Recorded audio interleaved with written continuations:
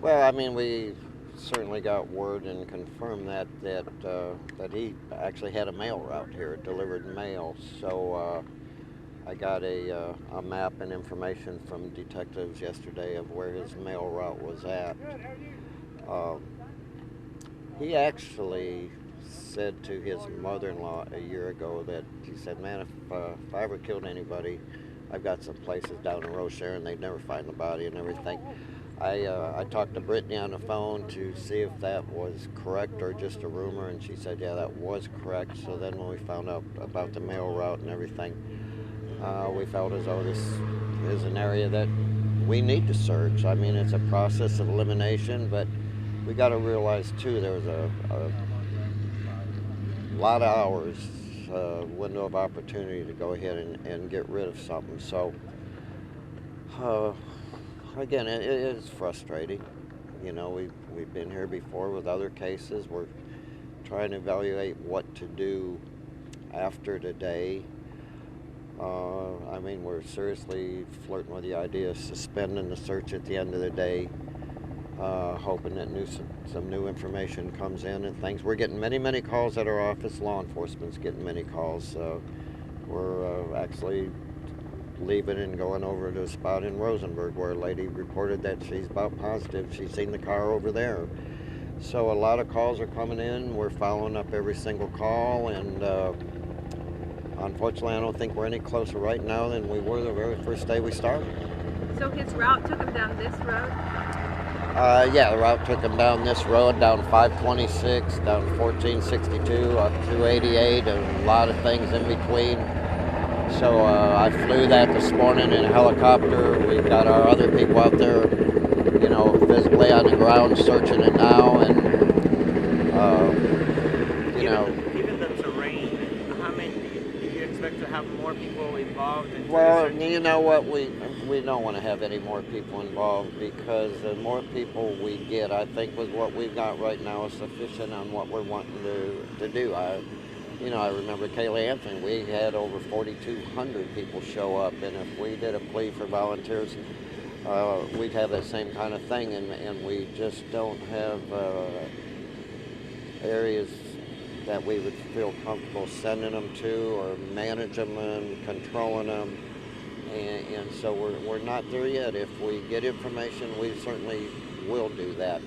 You know, another problem we're facing is when she disappeared, it was pretty dry. We've had all that rain. Many of these areas that I've flown and stuff is still covered with water. The only way anybody's going to get back there is with their ATVs and stuff. And so, we got a lot of things against us. We're doing the best that we can possibly do with the conditions we have to work with. Time, of course, is not on our side. And it's frustrating.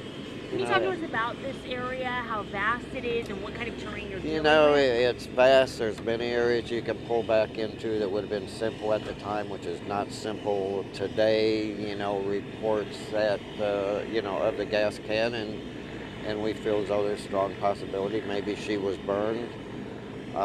Many of these areas are underwater. We're trying to find a burn spot. We're trying to find whatever we can find by the air, and we haven't done it. Certainly not a lack of effort. Again, a lot of things are not on our side right now. Are we going to have to redo these areas after the water goes down? Of course we will. Of course we will. It's very possible. Again, going back to Kaylee Anthony, we were on top of her body and water was up to our knees. And when water went down, there she was. So we got to make that decision. Do we want to put four-wheelers and ground searches in here if she should be under the water, and then an ATV drives over or somebody steps on her and then it ruins evidence, push her farther down in the mud?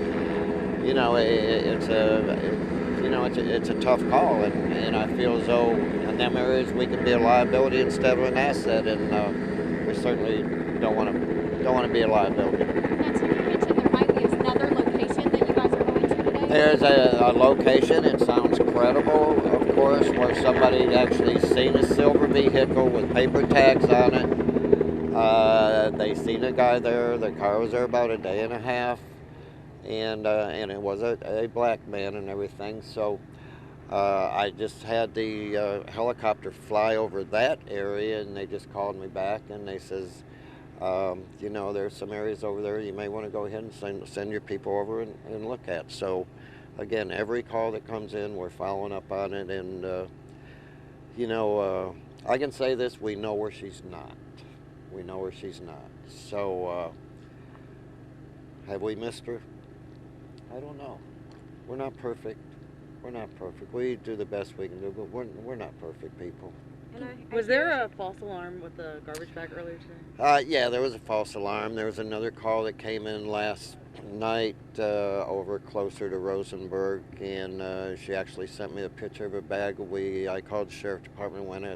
They went out there, and the bag was a good ways off of the road, over a fence, and a terrible odor, and it ended up it was a bunch of dead fish in a bag. So we're getting a lot of calls, and again, we're following up on every one of them, and you know, again, I don't feel like we're any closer right now than we were day one. I hear sheriff's deputies may be searching alongside you.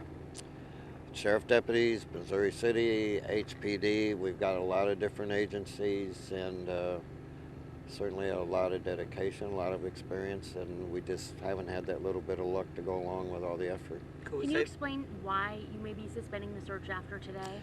You know, when we get to a point that I don't feel as though we're really being productive or effective anymore, it may be time to kind of step back. It's pretty emotional, and all of our searchers, of course, unfortunately we're humans, and you know, if we keep going every day and then burn our people out, and then say 2 weeks from now we really get credible information. I mean, we got people taking vacation time, people taking time off of work.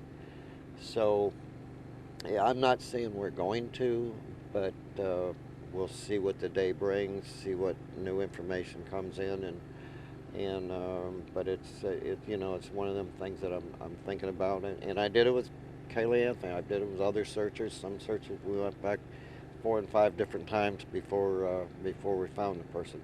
Hell, I went to Aruba 9 times on Natalie Holloway. This is a lot closer than Aruba. Say that there's like maybe 100 people looking right now? Oh, there's probably that many. There's probably that many. There's not that many of our people, but there's other things that I'm working with and other people out there. So, Just how are you feeling?